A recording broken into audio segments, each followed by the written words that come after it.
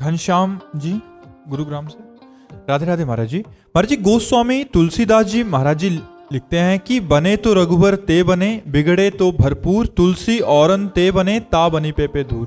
महाराज जी, किंतु जब उनके जीवन में शारीरिक संकट उपस्थित हुआ तो उन्होंने हनुमान स्तुति की रचना के माध्यम से उन्होंने हनुमान जी से प्रार्थना किया। उन्होंने श्री राम जी से प्रार्थना न करके हनुमान जी की शरण ली। क्योंकि राम जी तक बात पहुंचाने वाले हनुमान जी ही तो है। राम जी तक अगर हमारी बात पहुंचा सकते हैं तो हनुमान जी तो पहुंचा सकते हैं। राम दुआरे तुम रखवारे, बिना इनकी आज्ञा के न तुम्हारी बात जा सकती है और न तुम जा सकते हो। अगर भगवान का प्रेम भी चाहिए तो हनुमान जी की कृपा से मिलता है। राम रसायन तुम्हारे पाशा। तो हनुमान जी और राम जी तो अभिन्न है। सेवक और स्वामी अभेद होता है। तस्मित् तज्जने भेदाभावात्।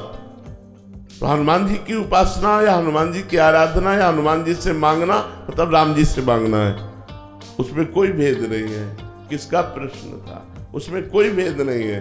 तस्मित् तज्जने भेदाभावात्। आप हमसे बोलो या इनसे बोलो, बात एक ही होगी, लेकिन हमारी तक बात पहुंचाने के लिए इनको बात बोलनी होगी। ऐसे ही राम जी तक बात पहुंचाने के लिए हनुमान जी की शरण होना पड़ेगा, हनुमान जी को प्रसन्न करना पड़ेगा, तभी राम जी का प्रेम प्राप्त होगा, राम जी की कृपा प्राप्त होगी। तो राम जी सुनते ही हनुमान जी की बात है, तो हनुमान जी से हमने कहा, हनुमान जी ने राम जी से कहा, बात बन गई। तो उसमें अनन्य भाव में कोई अंतर नहीं पड़ा। जैसे हम वृंदावनवासी प्रिया प्रीतम के अनन्य हैं, तो हम यमुना जी की भी वंदना करते हैं, हम खगमृग पशु पंछियों की भी वंदना करते हैं, हम यहाँ के संतों की भी वंदना करते हैं, ब्रजवासियों की वंदना करते हैं। तो ये थोड़ी हुआ कि हमारी अनन्यता में कोई फर्क हुआ। हम अनन्य ही है।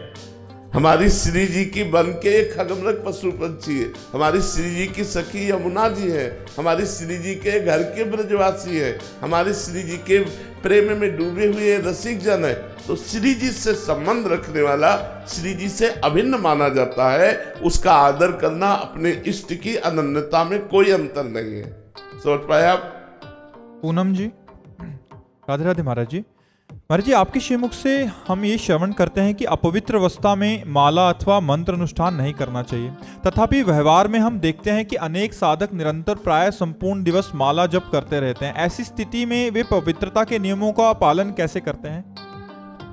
अब जैसे हम अपने इस नजदीक से समझ सकते हैं ना, अब बाहर की तो हमें दिनचर्या पता नहीं वो कैसे चलता है, लेकिन जैसे हम लोग लघुशंका जाते हैं तो जल लेके जाते हैं और पूर्ण पवित्रता का निर्वाह करके हाथ पैर धो के आचमन करते हैं, तो हमारा जप चलता रहेगा।